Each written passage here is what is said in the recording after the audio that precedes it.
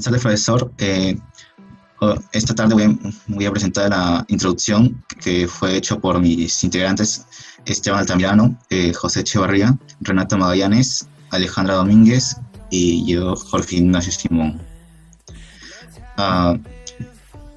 El presidente de Rusia, Vladimir Putin, aseguró que las protestas masivas que se registran en Estados Unidos luego del asesinato del afroamericano George Floyd a manos de un policía en Minneapolis son una manifestación de crisis interna arraigadas, puesto que el marco de normas jurídicas y políticas de Estados Unidos muestra al inmigrante indocumentario como ilegal, sometiéndose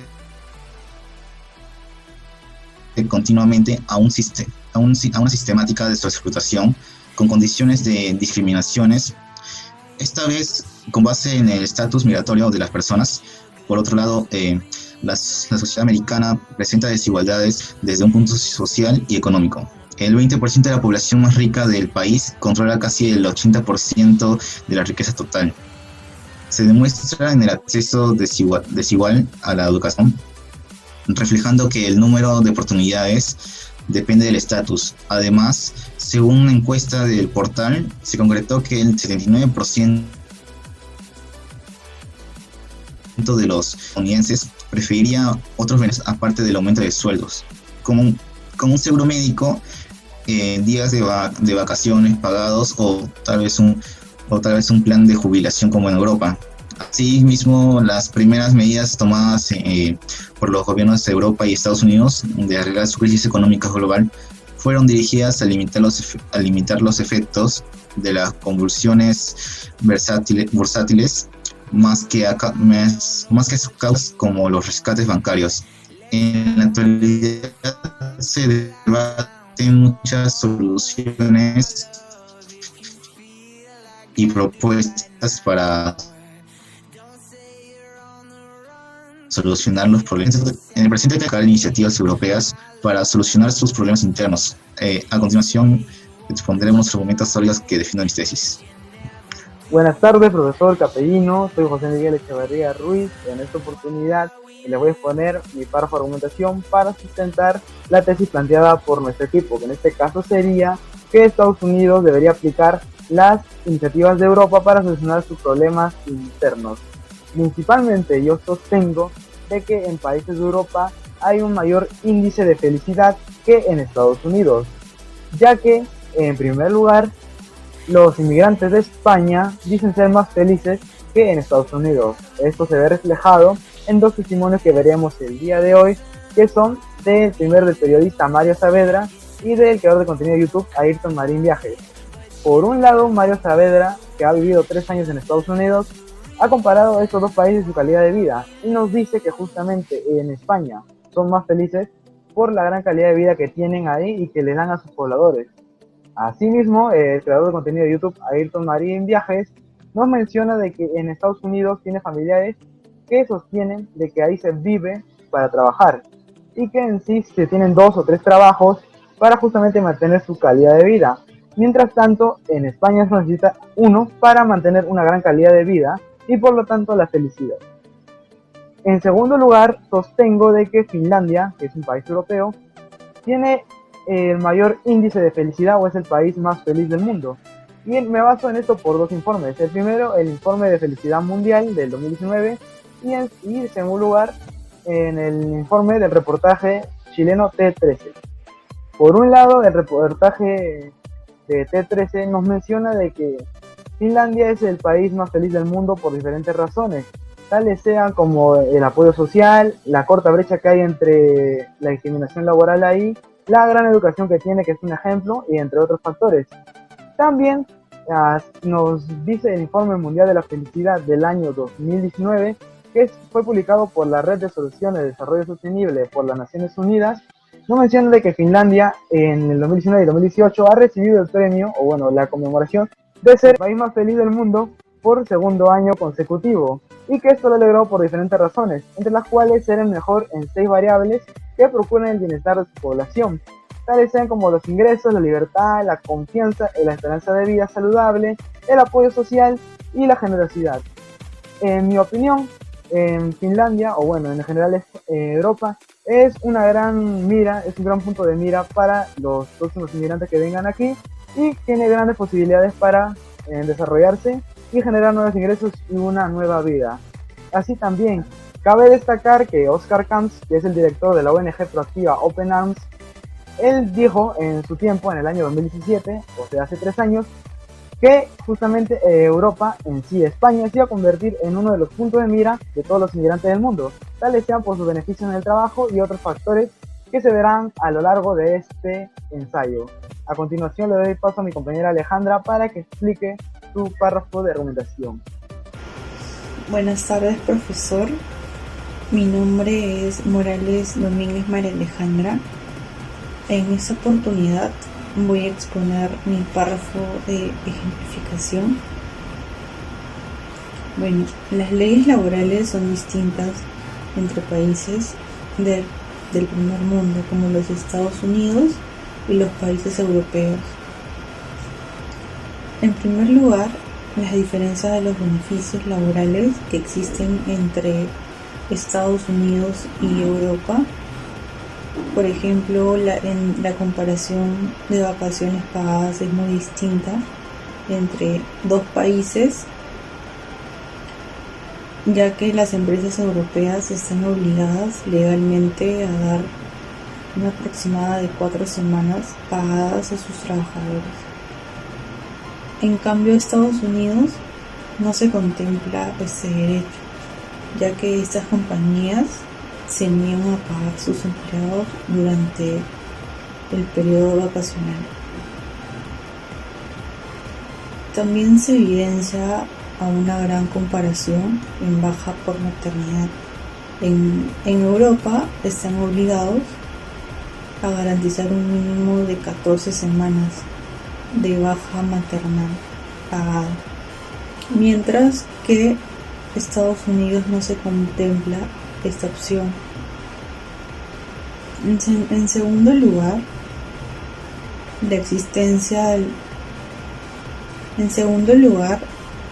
existencia de diferentes características laborales de Estados Unidos y Europa.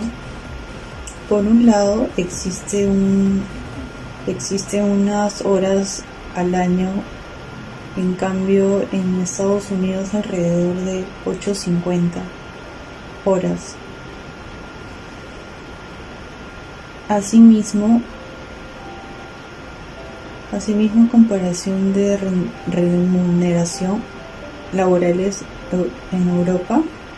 El salario mínimo en Europa es de $10.4 la hora. Y en Estados Unidos es $7.1 la hora. Bueno, yo opino que por las razones antes mencionadas, Europa es un gran ejemplo económicamente y la calidad de vida laboralmente, ya que Europa tiene menos problemas internos que Estados Unidos. Bueno, en esa oportunidad le voy a dar paso a mi compañero Esteban Altamirano. Gracias. Profesor, bueno, continuando la exposición de mis compañeros y defendiendo la tesis de mi grupo, voy a exponer mi argumento. Los estadounidenses y los europeos piensan de una forma distinta sobre la pobreza, la desigualdad, la distribución de la renta y la protección social y el bienestar. Esto se puede ver en el libro de Alesina y Yabasi, que es El futuro de Europa, en la página 25 de su libro. Dentro del libro también podemos encontrar una observación y opiniones de Rafael Ditela y Roberto Koch, y Alberto Alesina, que dice que los estadounidenses creen que los pobres deben ayudarse a sí mismos. Por otro lado, también dicen que los europeos piensan de una manera distinta. Ellos creen que es fundamental el gobierno, el Estado, de sacar de la pobreza, de esta situación a esta gente, ¿no? Ellos son los encargados que tienen que hacer esta labor. Bueno, también dicen que los europeos se consideran menos felices cuando aumenta la desigualdad. En cambio, los estadounidenses no se consideran menos felices cuando hay un aumento de desigualdad, sino que a ellos, por así decir, les da igual. Bueno, esto de acá es una diferencia crucial entre los dos continentes, tanto como el europeo como en el país de los Estados Unidos.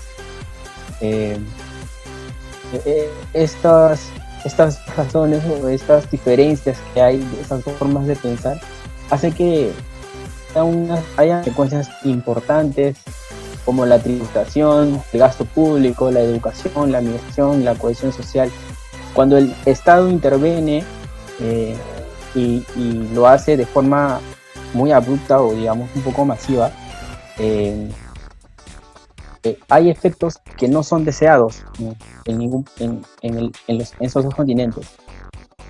Esto genera una resistencia al cambio. Esto, bueno, en Estados Unidos, con su enorme riqueza, su conocimiento, constatan una forma chocante con las condiciones en que viven sus ciudadanos. En Estados Unidos unos 40 millones viven en pobreza, el 18,5 millones en pobreza extrema y un 5,3 millones de personas viven en condiciones de pobreza extrema que son propias del tercer mundo. Así lo califica el relator de pobreza extrema y de derechos de la ONU, Philip G. Alston.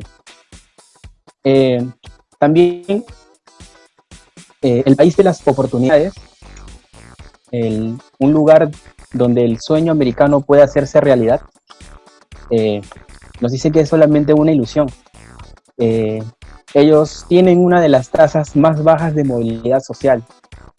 La igualdad de oportunidades son muy diferentes.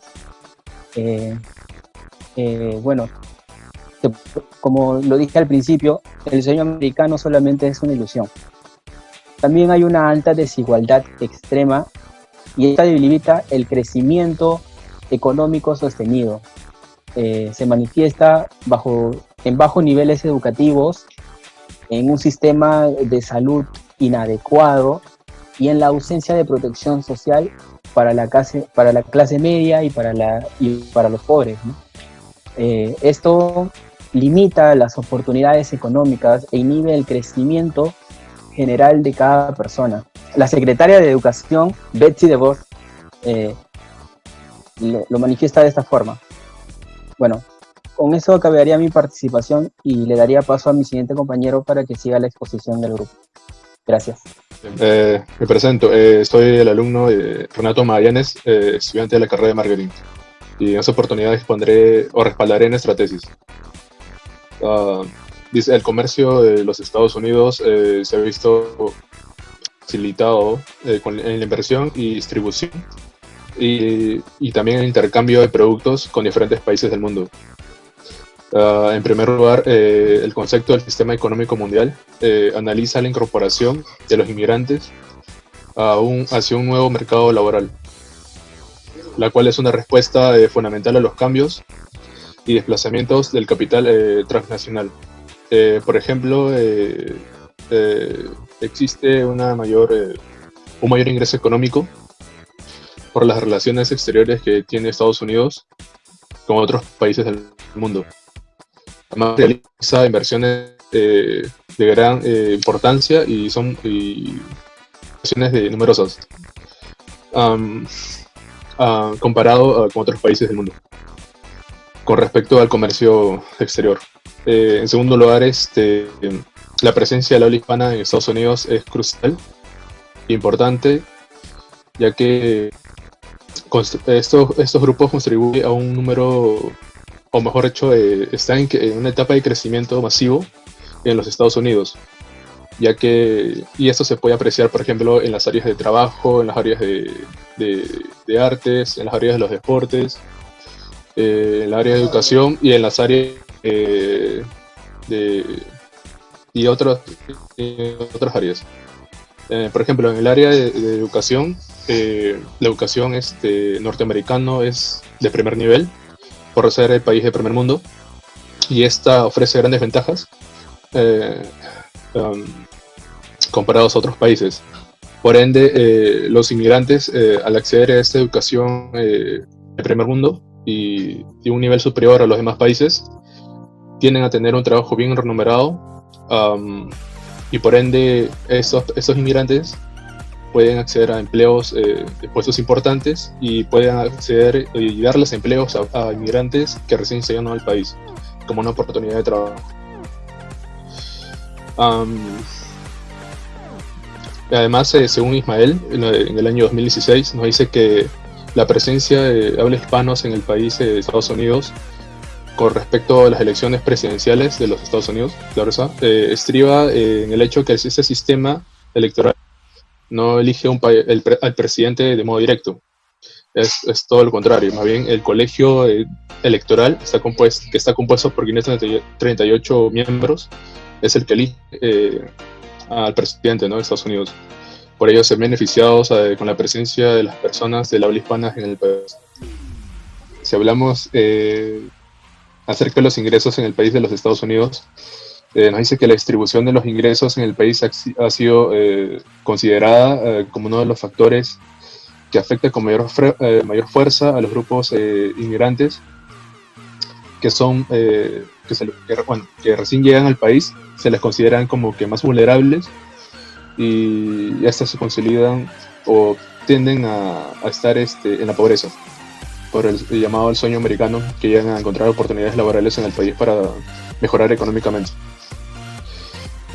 Además, en los Estados Unidos los ingresos acusan a un alto grado de desigualdad a los inmigrantes que recién llegan, a los que no tienen un empleo estable, a comparación de los inmigrantes que residen en el país ya varios años y han entendido, ¿cómo se le puede decir?, o tienen grados, títulos que respaldan que son profesionales y aportan al país, que tienen un sueldo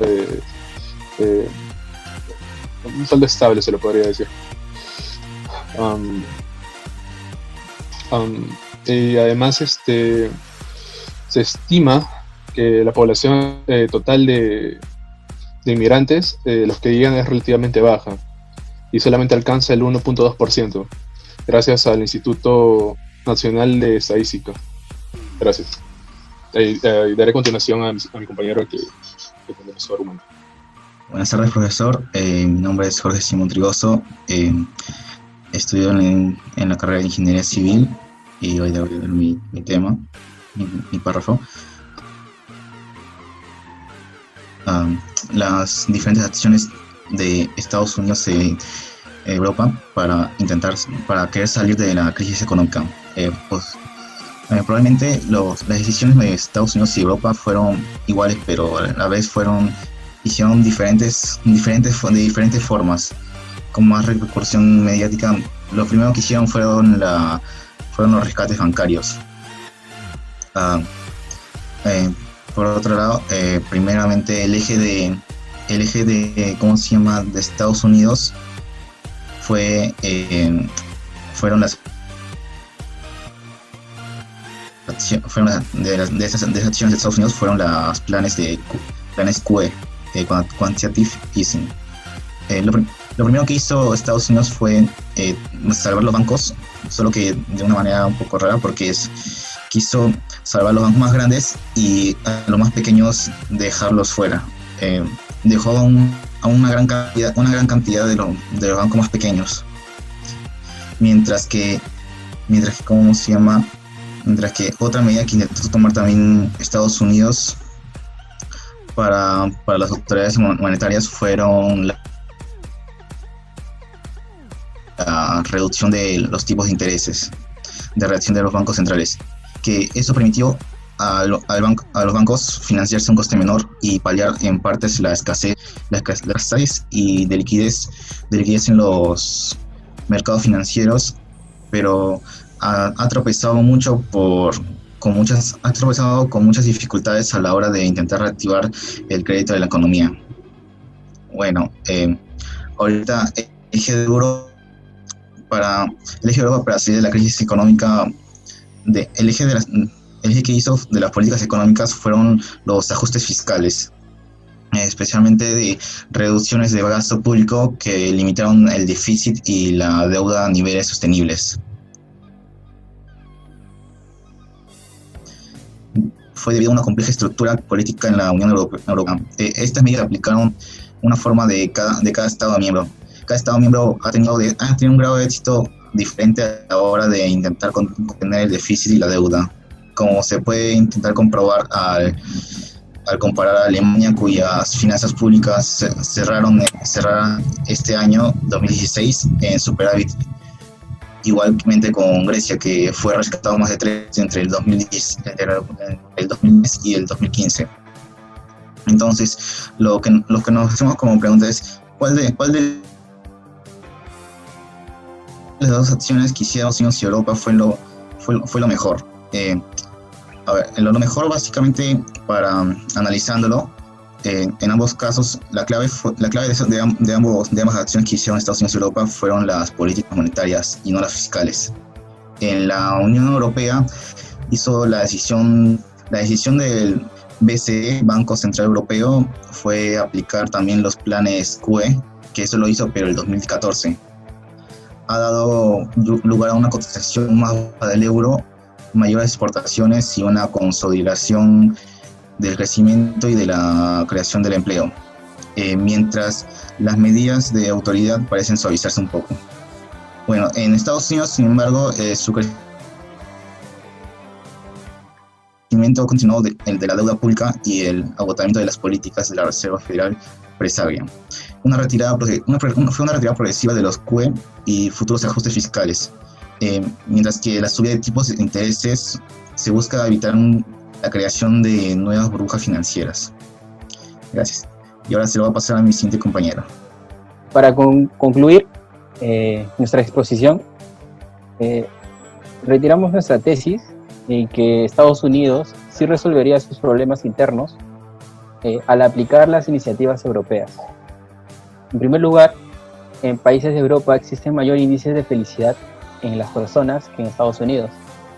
En segundo lugar, las leyes laborales son distintas en países del primer mundo como los Estados Unidos y los países europeos.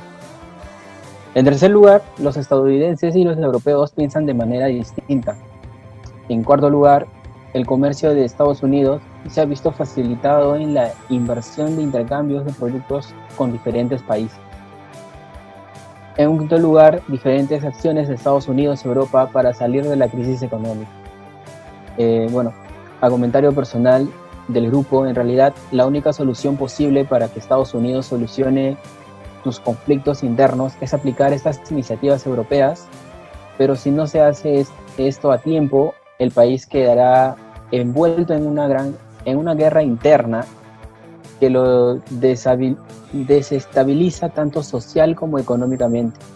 Y esto podría llegar a caer en un caos total. Eso sería todo nuestra participación, nuestra exposición. Muchas gracias por tu atención. Gracias.